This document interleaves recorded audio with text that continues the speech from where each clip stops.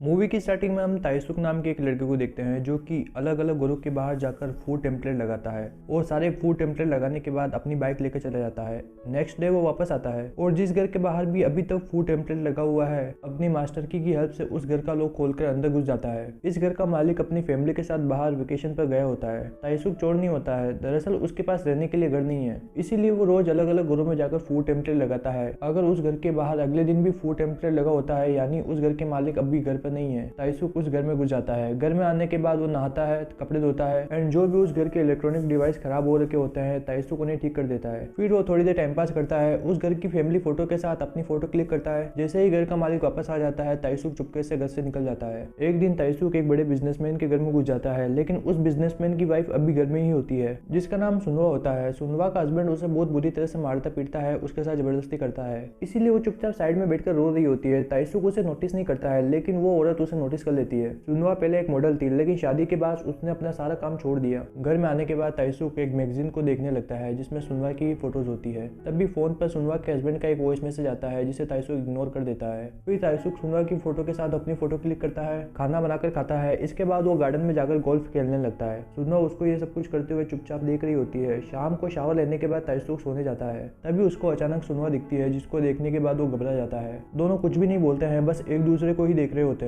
बाद में ताइसुक चुपचाप अपना सामान मान के जाने लगता है। तभी फोन पर सुनवा के हस्बैंड का वॉइस मैसेज आता है जिसमें वो सुनवा के साथ बहुत बुरी तरह से बात कर रहा होता है एंड उसको धमकाता है, जो सुनकर ताइसुक को सुनवा के लिए बुरा लगता है लेकिन वो घर से चला जाता है। बाहर जाने के बाद भी ताइसुक को सुनवा का ही ख्याल आ रहा होता है, इसलिए वो घर की तरफ वापस आता है। वो देखता है कि सुनवा बाथटब में बैठकर रो रही है। फिर ताइसुक सुनवा के लिए कपड़े निकालकर चुपचाप सुनवा को ही देखने लगता है। थोड़ी देर बाद सुनवा का हस्बैंड आ जाता है और वो सुनवा के साथ फिर से जबरदस्ती करने लगता है। तभी उसके हस्बैंड की नजर बाहर गार्डन में ताइसुक पर पड़ती है जो कि गोल्फ प्रैक्टिस कर रहा होता है। सुनवा का हस्बैंड उसके पास जाकर पूछता है कि तुम कौन हो, लेकिन ताइसुक उसकी बात का कोई भी जवाब नहीं देता है। उसके बाद वो बॉल को उसके हस्बैंड की तरफ फेंकता है जिस वजह से उसका हस्बैंड बुरी तरह से घायल हो जाता है। फिर ताइसुक अपनी बाइक पर जाकर बैठ जाता है, सुनवा भी उसके पीछे जाकर बैठ जाती है एंड दोनों घर से चले आते हैं। धीरे धीरे अब सुनवा भी ताइसुक की लाइफ जीने लगी है। वो भी अब ताइसुक की तरह अलग अलग घरों में जाकर रहने लगती है। पूरे दिन दोनों फूड टेम्पलेट लगाते हैं और अगले दिन किसी के घर में घुस जाते हैं। ताइसुक अपनी गोल्फ प्रैक्टिस करता है तो सुनवा चुपचाप उसे देखती रहती है एंड दोनों एक दूसरे के साथ अच्छा टाइम स्पेंड करते हैं। एक दिन ये दोनों एक फोटोग्राफर के घर में घुस जाते हैं जिस घर में सुनवा की फोटो लगी होती है।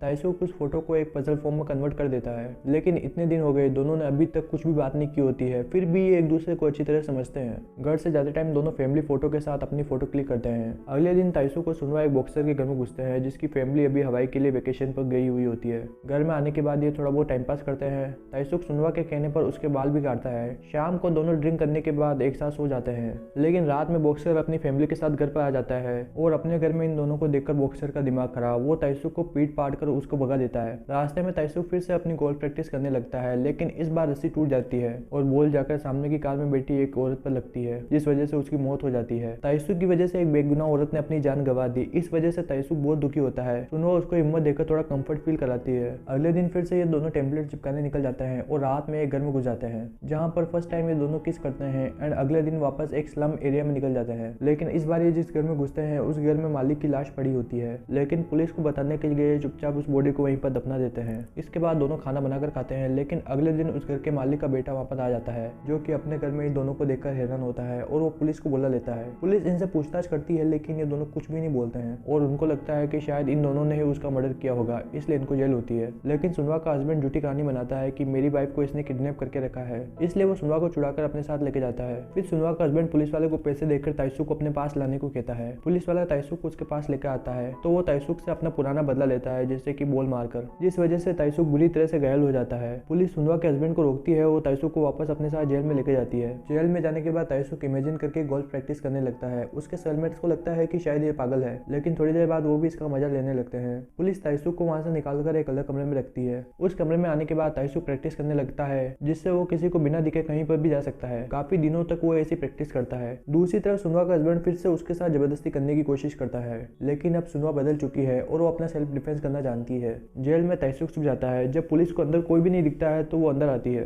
लेकिन देखती है कि ताइसुक तो दीवार पर चढ़ा हुआ है। ताइसुक ऐसे ही काफी दिनों तक इसकी प्रैक्टिस करता है। दूसरी तरफ सुनवा ताइसुक की याद में एक ट्रेडिशनल कोरियन हाउस में जाती है। घर में आने के बाद वो इलेक्ट्रॉनिक्स ठीक करती है और कपड़े धोती है। घर के मालिक भी ये सब कुछ देख रहे होते हैं, लेकिन ये कुछ भी नहीं बोलते हैं। एक दिन जब पुलिस वाला जेल के अंदर आता है तो उसे ताइसुक नहीं दिखता है। ताइसुक पुलिस वाले को धक्का मारकर जेल से निकल जाता है, लेकिन पुलिस उसे वापस पकड़ पकड़ लेती है। अब ताइसुक ने इस ट्रिक की इतनी प्रैक्टिस कर रखी है कि अगर ताइसुक किसी के सामने है फिर भी वो उसे दिखेगा नहीं। कुछ दिनों बाद ताइसुक को जेल से छोड़ दिया जाता है। ताइसुक उन सभी घरों में जाता है जहाँ पर वो पहले गया था और उन घरों में रहता है, लेकिन घर के मालिक ताइसुक को नहीं देख पाते हैं। रात में फिर ताइसुक सुनवा के घर में जाता है। सुनवा के हस्बैंड को अंदाजा हो जाता है कि कोई उसके घर में घुसा हुआ है, इसलिए वो गोल्फ स्टिक लेकर उसे ढूंढने लगता है, लेकिन ताइसुक उसे दिखेगा ही नहीं। फिर सुनवा अपने हस्बैंड के पास आकर उसे आई लव यू कहती है, लेकिन असल में उसने पीछे छुपे हुए ताइसुक को ये कहा है। एंड पहली बार ही सुनवा ने ताइसुक से बात की होती है। सुनवा का हस्बैंड सुनवा को गले लगाता है, पीछे से ताइसुक आकर सुनवा को किस करता है। अब धीरे धीरे सुनवा खुश रहने लगी है। सुनवा का हस्बैंड भी नोटिस करता है कि अचानक इसको क्या हो गया। वहीं पर हम देखते हैं कि ताइसुक भी अब इसी घर में रहता है, लेकिन सुनवा के हस्बैंड उसे नहीं देख पाते हैं। अगले दिन सुनवा के हस्बैंड के काम पे जाने के बाद सुनवा ताइसुक के साथ एक अच्छा टाइम स्पेंड करती है और थोड़ा बहुत प्यार का कार्यक्रम होता है। इसी सीन के साथ ये मूवी यहाँ पर खत्म हो जाती है। मिलते हैं ऐसे ही किसी वीडियो में। Thank you.